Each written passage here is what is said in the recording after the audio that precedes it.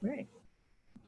Well, while the first slide is up, I want to welcome everybody, and I want to introduce our two speakers for today. Dr. Christopher Fabian is a psychiatrist. His MD is in general psychiatry, and he works at the RWJBarnabas Health System, Monmouth Medical Center campus. Our other speaker is Angela Brathovde. She is the Director of Behavioral Health Education, PI, and Quality at the Monmouth Medical Center campus of RWJBarnabas Health Center. She has a doctorate in nursing practice, and she's a board certified psychiatric and mental health nurse and a board certified holistic nurse. She's been a nurse for 39 years, which has me beat as a librarian. She has worked in Monmouth Medical Center's behavioral health department for almost 20 years, where she teaches psychiatric nursing to nurses and staff at Monmouth Medical Center. And she also teaches psychiatric nursing at Monmouth University. Thank you both for agreeing to speak. I will turn the podium over to you, figuratively speaking. Hello, I'm Dr. Chris Fabian. I'm a psychiatrist over patient service at Monmouth Medical Center. Over the past 10 years, I haven't had as much experience with this type of thing as I did previously. I was in private practice in the city for many years, and this subject came up often and every year, which is why we're doing this today. I'm going to talk a little bit about what we would sort of informally call holiday blues. It's not a specific documented psychiatric disorder. However, we all know basically what it is and how it affects people. And then I'll speak a little bit about depression and seasonal affective disorder and how they differ and how it's a bit different. You know, as we all know, the holidays are seen as a time of celebration, getting together with family and friends, either secular or religiously celebrating the holidays. It's when people have time off, they travel, there are parties, there are lots of things to do, there is shopping to be done and people with whom to get together.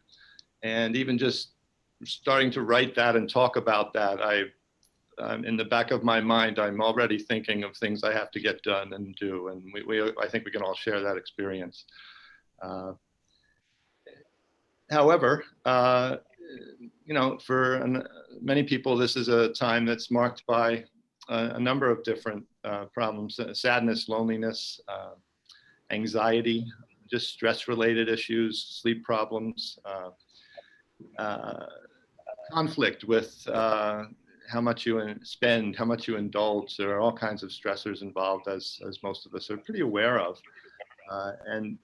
But I wouldn't look at it necessarily as a group that has trouble and a group that doesn't.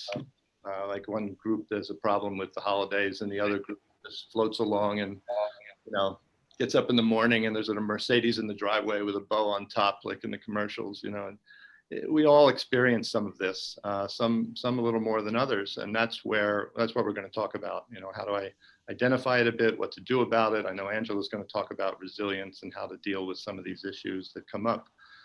So for the most part, it doesn't have to be looked at as particularly pathological in any way. It certainly can be serious enough that it's nice to address and try to deal with these issues. You know, and once again, obviously, also there are people with what you might call pre-existing conditions who already have some type of mental illness, problems with depression, problems with addiction, that find this time of year difficult especially with addictions. If you're trying to get together with people, there's drinking, and it can be a tough time. It can be stressful to get through the holidays, continuing with your program, continuing to function well. And certainly if you're having a difficult time with a severe mental illness, it's not going to be an easy time any time of year, let alone now. So you want to think about what are the things that, what are the reasons why we have trouble with this time of year? Some people do have more trouble than others. I mean, obviously, if you have a childhood marked by poverty or neglect, and this time of year was difficult growing up, that doesn't mean you're condemned to have trouble as an adult, depending on how you're doing, but it doesn't necessarily lend itself to having nostalgic good memories of growing up during the holidays. And we'll talk a little bit about children and how they might be affected with peers. And I know Andrew's going to talk a bit about social media and how that can affect people in general. Others who have lost loved ones over the years, whether it be parents, siblings, a spouse, cousins, as you get older, this is just what happens in life. You have an experience of the holidays growing up. It might be terrific, it might be a good one, and it might continue to be good, but there's also some bittersweet memories as well when you're getting to the holidays, getting to this time of year, people that you miss, people that aren't there anymore. And so there's another area that you need to be aware, people need to be aware of. And the reason I'm going through, there's probably as many different types of reasons for having some difficulties and symptoms this time of year as there are people, but I'm just going to break it down into maybe 3 or 4 or 5 categories that would help people identify. And then I know Angela's going to talk about, what to do about that, how to address it, how to ameliorate some of the symptoms and make for the best of things during this time of year if you're having some trouble. And then there's the other group that it's stressful to get together with family.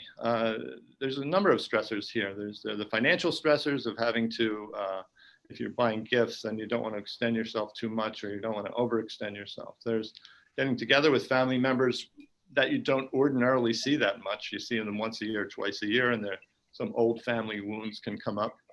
I had a colleague years ago who I worked with, and we were out to lunch one day right around this time of year, and he said, "Oh, I'm dreading the next couple of weeks." And I said, "Why?" And he said, "Well, because I have to get together with my brother and my parents, and we're rarely together." And I said, "Well, what's the problem?" And he said, "It's just that when we get together, old dynamics come up, and it's usually difficult. We've gotten better at it over the years." And then he said, "I live in New York, Chris, and my brother lives in LA, and my parents live in Chicago, and it works great for 50 weeks out of the year. But then we get together, and it's tough." And he was identifying it, and he said, and I talked to them about it, and we try to work on it. And we all know that,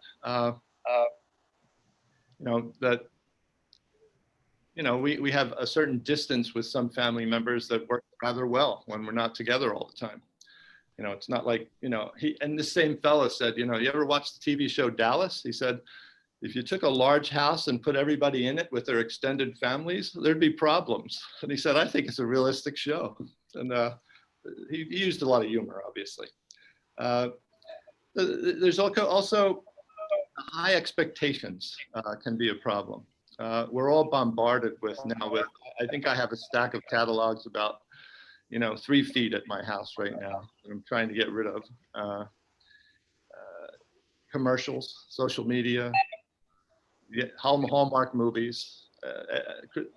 This time of year is idealized a lot in the media and in our heads. That we should be getting together. It should be fun, but it can be hard. You have to go to parties. You have to do this. You have to do that. And once you start saying "I have to," is when you can feel the stress rising. And I know Angela will be talking about some of that, the difficulties that come up.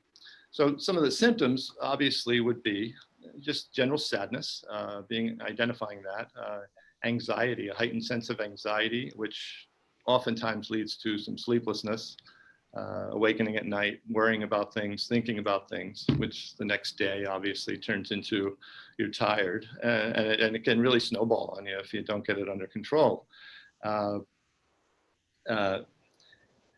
then you have to be careful that you're not overindulging in food and drink, and which a lot of us do, and then we feel guilty.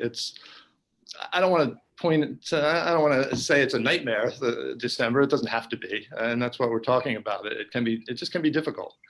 And then there's the issue of you're coming to the end of the year. And a lot of people have, they set out in the new year, they have goals, they have things that they want to look forward to. And, you know, perhaps you didn't hit all your goals. I mean, who hasn't ruined a New Year's resolution within hours?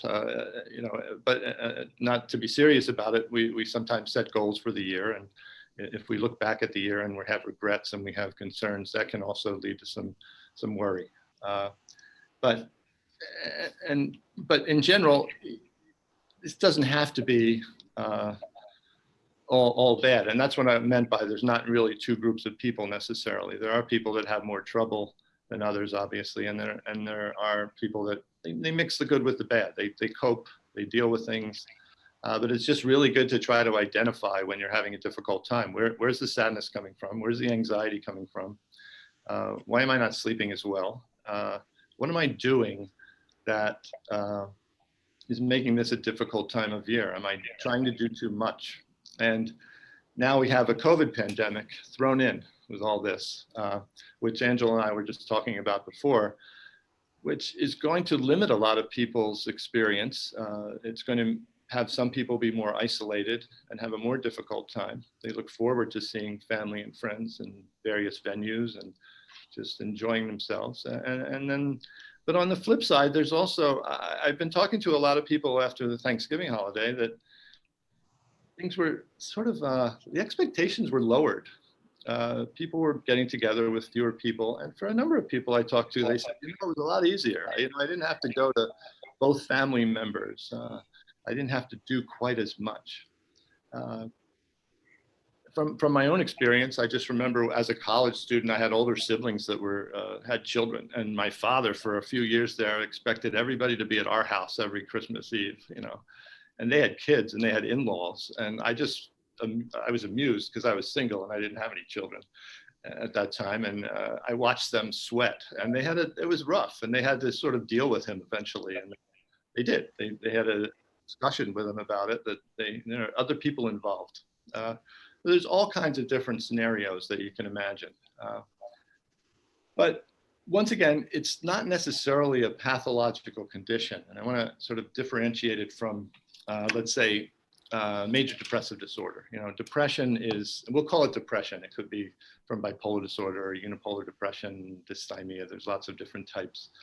But most of us experience some of these symptoms, but when you think of yourself or a loved one or a friend, and you're looking at something a little more serious, you want to just kind of use your instincts. You know, the symptoms of depression are more severe. There's a whole mnemonic about it, but basically it's if insomnia, appetite trouble, you're losing interest in things, you have low energy. And then, of course, the sadness and the main, if someone tells you about their hopelessness, that's a real flag that you would worry. That's something that needs immediate sort of care and treatment with a primary care physician or a therapist or a psychiatrist. The subset of that, we talk about the seasonal affective disorder. That's not really the same thing as the seasonal blues here with the holidays. It's a more severe form of depression. Often, you know, there are a lot of theories as to why that is, the shortening of the days and not matching with your circadian rhythms. There's different hormone secretions that change in the winter, and some people are apparently more prone to serious depression, but that in that time of year. And sometimes it's more of an atypical depression with more sleep, less energy, more sleep, more eating, weight gain, not doing much. And I read one interesting article that sort of equated it with mammals that hibernate. That it's a form of hibernation, and it can be really difficult for people. But I won't get into that much. There are people that have trouble in the summer. There is a small group that have seasonal depression in the summer, but most of it is wintertime. And it can be dealt with the same way as regular depression, but also can be helped with some light therapy. Which reminds me, when you're going into the holidays, the days are getting shorter, it's colder out. if some of your coping mechanisms are being outside and doing things and being more of an outdoors person, you really want to try to keep that up. It's really easy to hole up at home and not go outside and not do things. But I'm sure Angela will address some of that. So you want to think of the seasonal affective disorder as something that really lasts through the winter, not just through the holidays until we make our, our breakable resolutions in January. It's a more serious illness. And I don't mean to diminish the trouble we all have with the holidays to some degree, and some more than others. The sadness can be profound, and the loneliness can be profound. And I know that there are ways to handle that. And obviously, I know Angela will talk about some of this. It's important to. It's hard to do sometimes to not isolate, to make connections, to talk to people, to keep in touch. And I know a lot of people have been doing that over the last 6 or 7 months. More this kind of venue. I know I've done it with my kids, and I know people do it with their friends. They kind of spend a little more time on the phone than they ordinarily will. They spend a little more time trying to speak. I actually got a couple of letters in the past few months. I haven't gotten a letter in about 15 years.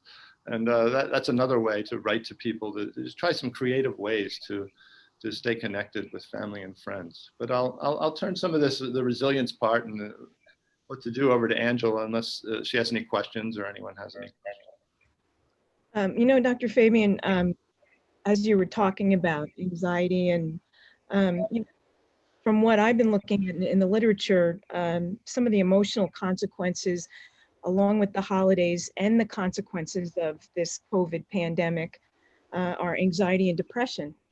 And can you explain maybe what that might look for people and maybe what they can do? Can there be anxiety with depression? Can one cause the other? Or can present itself as just anxiety? We get that a lot in the hospital with people that's a good question, because it comes up a lot. Do I have anxiety or do I have depression? And you want to, what is the difference? Certainly they can be separate. There can be the sadness, the hopelessness, the lack of energy when you're not feeling edgy or worried necessarily. You don't have that heightened sense of dread necessarily. And it can work the other way. You can certainly have anxiety where you're simply on pins and needles a lot and worried and sweating and thinking about things. But if you think about, I forget what the diagrams are called, the Venn diagrams, the mixture is much more common, I think. The mixture, if you're depressed for a while and you start worrying about the things that you're not taking care of, the things that you're not doing, the people you're not talking to, the bills you're not paying, certainly that leads to becoming more anxious. And it doesn't mean that you're visibly anxious or nervous, but there is certainly an anxiety that comes with that. And by the same token, the same thing happens with people with anxiety. They start to function poorly. They start to avoid situations that are good for them, and they might skip a job interview. There's a million examples, and things can go haywire, and that can also lead to them becoming depressed. But they're so intertwined quite often that it's really sometimes very difficult to tease them apart. It's easier to tease them apart when it's a brief reactive type of thing, when the anxiety and the panic happens and it's treated before sort of severe consequences set in. And same with depression. So they're really intermingled and sometimes difficult to tell apart, but they're often walking hand in hand and causing a great deal of difficulty. Luckily, a lot of the treatment, the psychotherapeutic treatments, the cognitive therapy, certain antidepressant medications do address both, and that's a good thing. But you did touch on one point, was that if it inhibits your ability to function in daily life, then that's a problem. And that's when really people should seek out some help. Right. I mean, and that's where with this holiday blues, it's one thing to be a little sad and to not to diminish it, but to be sort of sad and have a difficult time or be under stress. That's kind of human nature. It's a human experience. But if things are going by the wayside, if negative things are happening in your life as a result, you're right, that's a good point. That's when it becomes more of a disorder. So instead of, just trying to address it yourself and muscle through it, that would be a time to seek help. Mm-hmm. The New Jersey Hospital Association this week sent out a poll to behavioral health centers regarding the use of mental health outpatient services. And what some of the centers locally have found that there's an increase in college age referrals. There's been a lot of changes back and forth with the universities. Are the kids going to be on campus? Are they going to be off campus? Are they going to have in-person classes? Are they doing it online? So that, I think that creates a lot of anxiety for college age students that might be away from home for the first time and have to experience that. Most of the agencies are conducting telehealth services, either telephonically or through video. But some clients don't like the telehealth. They want face-to-face. So, as things maybe begin to start to shut down again, that could increase that isolation and depression that you're talking about. People are struggling with having their children home with school. And also financial issues are common themes because our world was pretty much shut down for the last 10 months. So, do you have anything before I start? We're definitely seeing an uptick in commitments of people with more chronic mental illness. The day programs and the programs that people attend 3 or 4 days a week, it's obvious how valuable they are now, because it's not the same getting a phone call. A lot of these people with more chronic mental illness, getting to the program, getting in touch with some of their counselors, their therapists on a daily basis, the other people they go with, it's obvious that that's a better situation than trying to do a group meeting once in a while, or trying to corral everyone in a group setting. I think the same uncertainty goes for the college age students. You go off to college,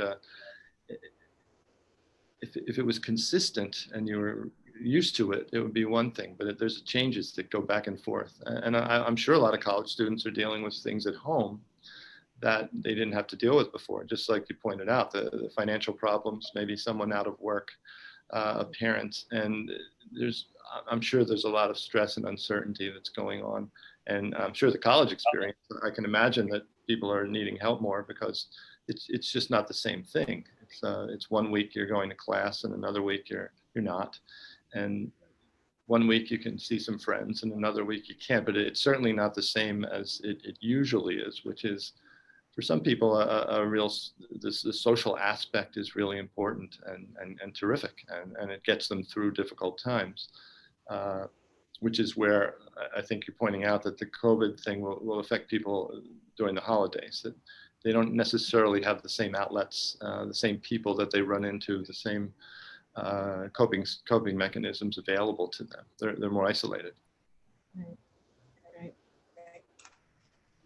So do you want me to talk about resilience now? That would be great. I think I'm looking forward to hearing about this. Okay, great. Good, you are. So like Dr. Fabian said, the holidays are an emotional time full of anticipation, expectation. We reminisce of past holidays, what that might have meant to us. And that, like Dr. Fabian said, brings up different emotions, positive and negative.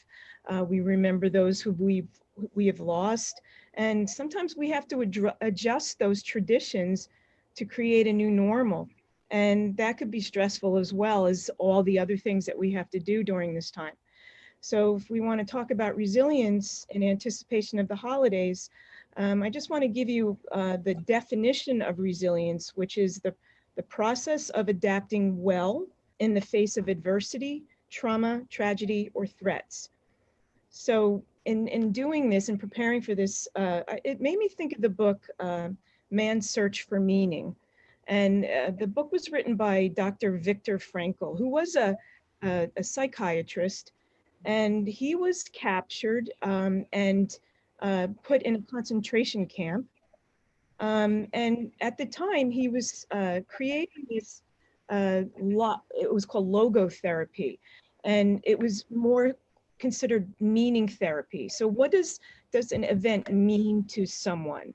So what he saw when he was captured in the concentration camp were prisoners that did well and thrived in a sort of way, and prisoners that didn't do very well.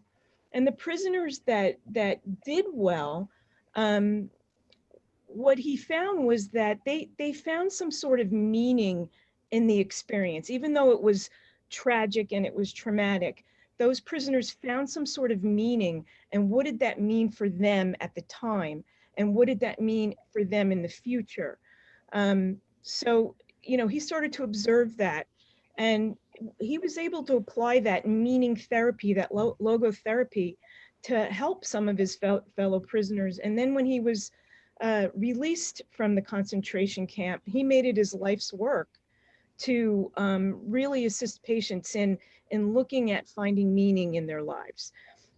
So that the book, Man's Search for Meaning, focuses on love. It focuses on hope, responsibility, inner freedom, and the beauty to be found in both nature and art as means that help one endure and overcome harrowing experiences. So, like we talked about, the holidays bringing up emotions, compounding with living with COVID this year, and some of the other very intense and divisive events that occurred in our world this year, and the adjustments we've had to make, not only in our physical worlds, but in our psyches as well. And as healthcare professionals, we look to some of the research for insight. Dr. Fabian was mentioning some of the articles that he was reading. Some of the lessons that I've seen in some of the research being done with coping with COVID, and it applies also to, the holiday blues and seasonal affective disorder. We talked about earlier social media and how that may escalate anxiety more than traditional media. Some of the public health agencies might rely on social media to quickly raise awareness about some new threats, but some of those public health agencies should probably work with traditional media to avoid confusion when sharing later developments and updates. So, sometimes, social media is good to get quick information, but again, just like anything else on the internet, you really have to kind of look at the source and whether or not it's credible.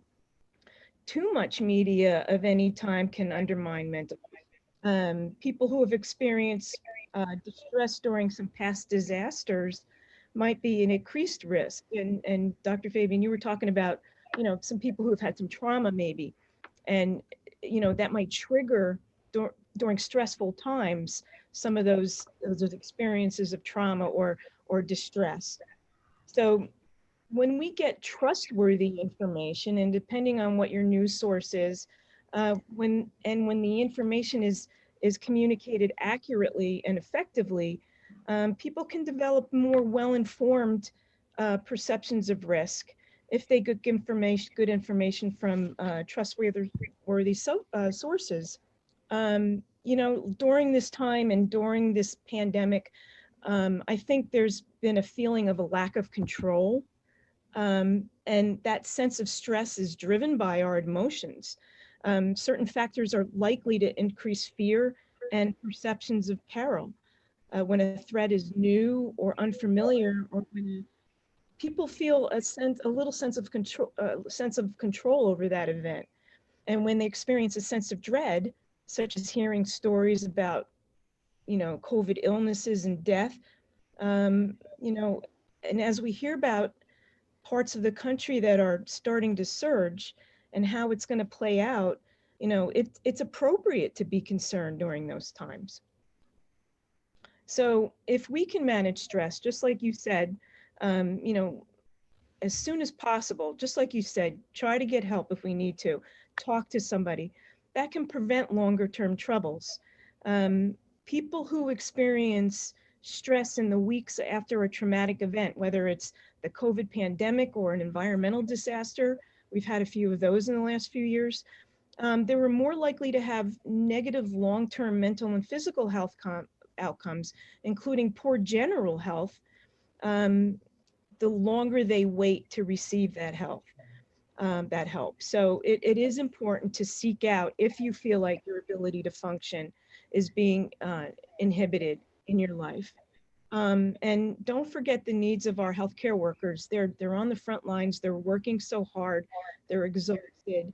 And there's, we're probably going to see some studies later on with the significant long-term effects of stress on our healthcare workers and how they've handled this pandemic. Quarantines and isolation may increase the odds of negative outcomes. There's been some research this year on the psychological impacts of quarantining in adults. Some of the effects might be PTSD symptoms, post-traumatic stress disorder symptoms, confusion, anger.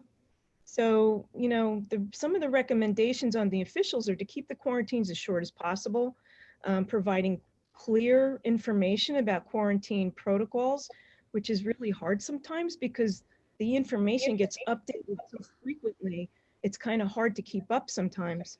And making sure that people that are in isolation have access to sufficient supplies.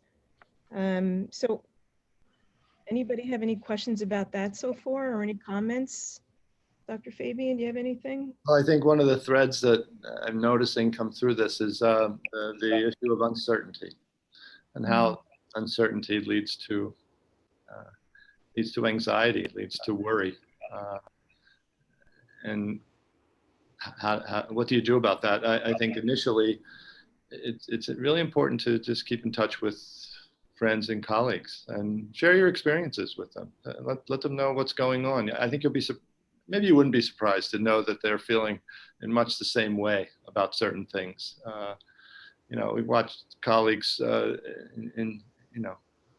I'm a big denial guy, but it doesn't always work, And then you talk to people and you find out, oh yeah, I'm a little uncertain about that too. And just the common connection with people, with friends, with people you work with, that you're in the same boat together. That really helps a lot. To not be alone in your worry, alone in your uncertainty. Good, right. So building resilience. So some tips, maybe building connections, and you talked about this, prioritizing relationships. Even if we can't get together physically, maybe you can join a group, like a book club. They have online book clubs, online religious services if that's important to you. Zoom happy hours. One of the positives of not being able to gather in groups is the utilization of the platforms such as this, like Zoom or Google Meet, GoToMeeting. There's a lot of different platforms now that people can use in place of getting all together in one room. We can continue to visit with our family and with those platforms, so we don't feel like we're missing out on visiting or feel so isolated by not being able to gather in large groups. My kids live in different states, and sometimes years go by if we don't get together with them physically. But now that we've discovered Zoom or Google Meet, we can do that on a holiday and feel like we're in the same room.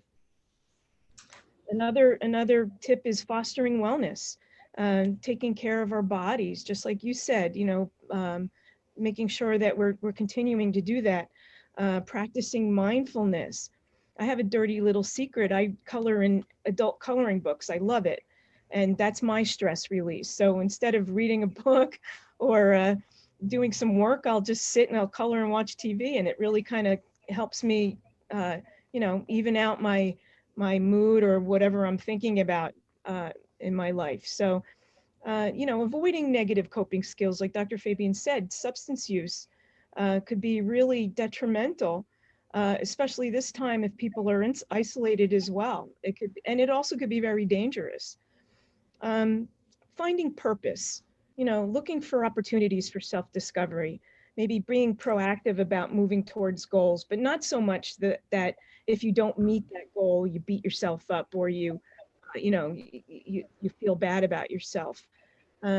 Embracing healthy thoughts, keeping things in perspective, accepting change, maintaining a hopeful outlook, learning from the past, And that's hard to do sometimes, especially if you're someone that is in denial at times. Seeking help. Getting help when you need it is crucial in building your resilience. Using your own resources might be enough, but during those times that someone gets stuck, and Dr. Fabian did a really nice job of explaining that, or has difficulty making progress, a mental health professional can assist people to develop an appropriate strategy for moving forward and building resilience.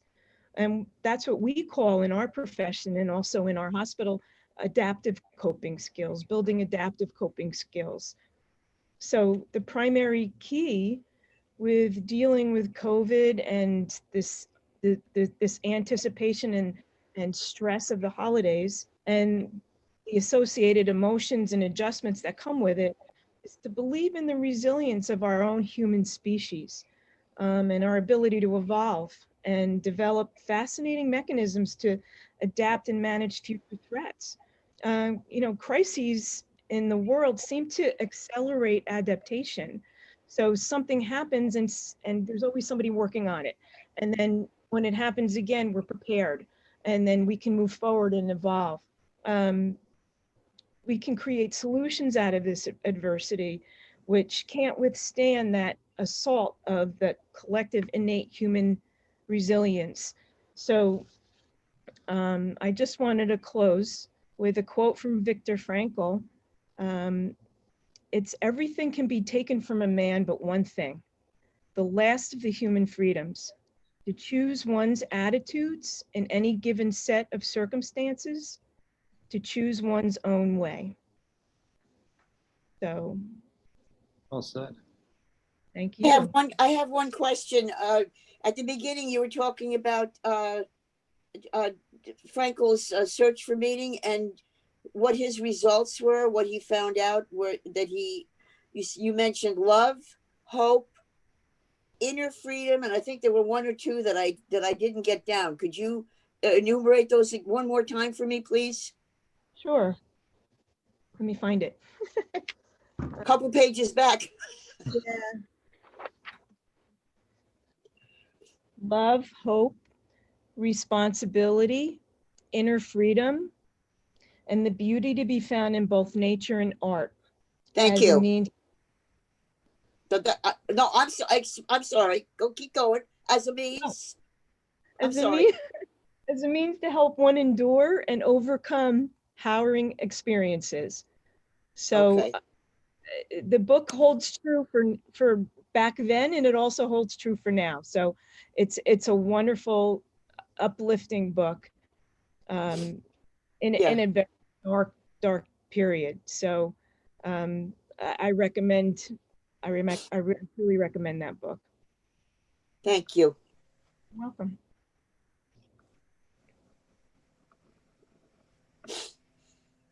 I might add one thing, Angela, that you reminded me of when you were talking about that is having your antenna up for other people that you know, that you love, doing something kind. Absolutely. I have a neighbor who lost a child about 15 years ago, and the guy is a dynamo at this point. He had a really difficult time, and he's always doing stuff for people. And I asked him one day, we were outside, and I said, how do you keep doing it, Dave? And he just said, I just remember when people reached out to me, and I always try to keep my antenna up now for people I know. And it works. Works for him. Yeah. Well, altruism does really, and compassion really does help people move past sometimes some of those traumatic events. It's hard to get to that place sometimes, but I think that starts moving towards building resilience. Does anyone else have any questions? I saw two in the chat, Janet. Was that? That's up. Okay. Thank you guys for doing this. Oh, you're welcome. Thanks for coming. Yes, there's a lot of people here. Gee, you think there might be a little bit of a little bit of a problem, you know? A lot of people. There are probably more people who should be here but never heard Right. about it. This is the choir. That's right. Yes. Right. Yes. We're a good team, right? So spread the word. That's all. Yeah, it is being recorded, so if any of your friends missed it, they can find it. It won't be downloaded instantly, but check the library's YouTube presence in a little while. And well, thanks for inviting us. I very much Thank you so appreciate it. much. It was a pleasure. Thank you so much. We really appreciate it. We're a good team, Dr. Fabian. Yes, you are. I have a question. I'm sorry. Go ahead. I'm new to RWJ. Is there very new? Is there a link that I can find more, or when you all might be offering more programs? That's a Well, Gene I don't think this was through RWJ, was it, or was it? I guess it was. Yeah, hi, I'm It Jean was sent to McKinney. me, so thank you. Oh, okay, Samantha, hi, this is Jean McKinney. I'm the Regional Director of Community Health and Social Impact. We coordinated this with the Long Branch Free Public Library, but if you're an employee at RWJ and work at Monmouth or Southern Campus, you'll be on our automatic distribution list each month for community health programs. But there is a website, you know, we have an RWJ Community Health website. So, you know, feel free to email me and I can, you know, add you to our distribution list if you're not working at one of those two hospitals. I'm through the Institute, and this is my family room, which is where I'm working. But so I will email you. Thank you so very much. You're welcome. Thank you. And thank you to the Long Branch Free Public Library. You have been a tremendous partner with us over the years, and more so particularly this year, helping us reach many people in the community through virtual platforms. So I know that we recently did the suicide awareness program in September with a nice turnout. And I really appreciate Dr. Fabian and Angela's time today. I know how tremendously busy you are this year, particularly. So thank you, everybody, really. Jean, I return that sense of gratitude for our partnership. May it live long and may we both prosper. Libraries rock. Yes. Yay, Yes. libraries. Are there any other questions? We have a short resource list that Kate can post if there are no more questions.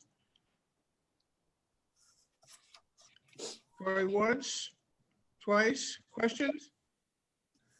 Okay, Kate, can you go ahead and show the closing slides, the resource list?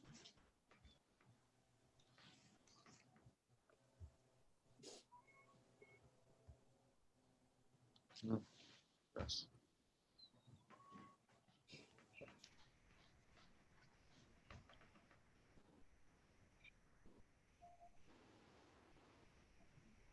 Well, thank you so much, Janet. We really appreciate your inviting us and allowing us to speak today. Thank you, so thank much. you, everybody. And stay safe out there. Yes, thanks, Janet. Very nice. Thank you. Bye, Jean.